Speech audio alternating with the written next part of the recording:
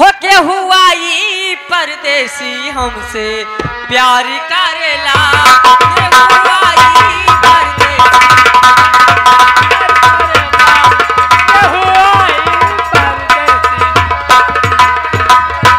अखिया रोज निहारे नैना इंतजार करेला अखिया रोज निहारे नैना इंतजार करेला के हुआ ई परदेसी हमसे प्यार करेला।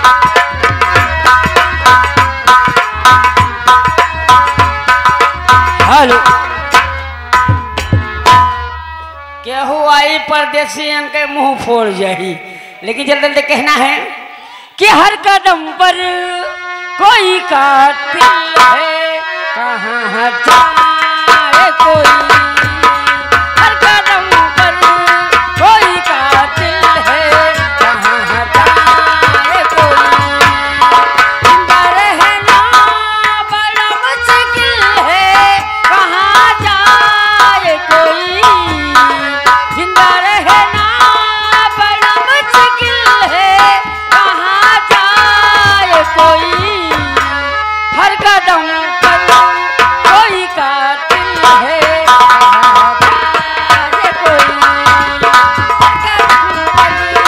हेलो हेलो या गए लड़किया के बुआ चंदा जी।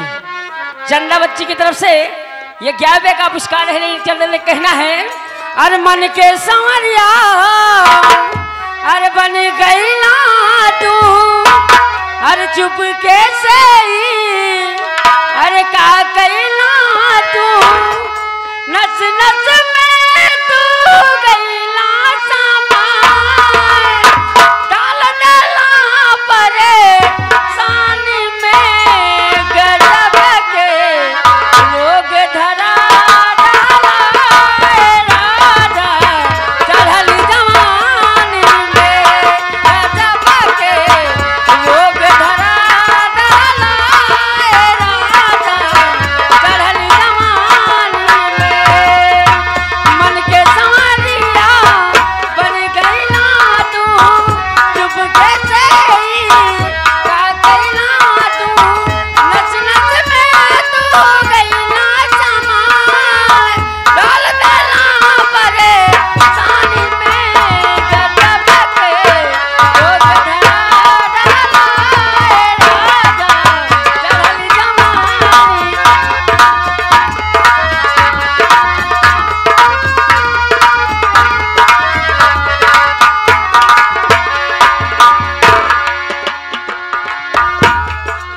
हेलो अभी मैं ब्रेक लेता हूँ। मेरा नाम बिरबलम पाड़े और पढ़ते हैं टाड़े और भागते बहुत आड़े। लेकिन जल्दी जल्दी कहना है अरे घर बिगाड़ी गए ना ओ घर बिगाड़ी गए ना ओ जब से घर आइल भौजाई घर बिगाड़ी गइले ना।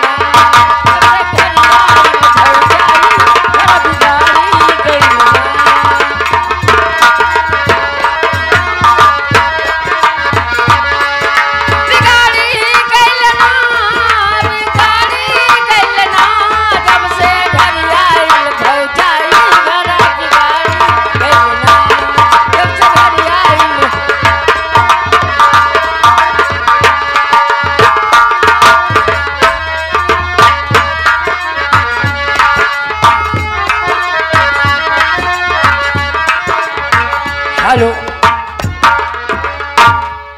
एगो मेहरी यानी मेहरारू ओके पति विदेश में कमाता।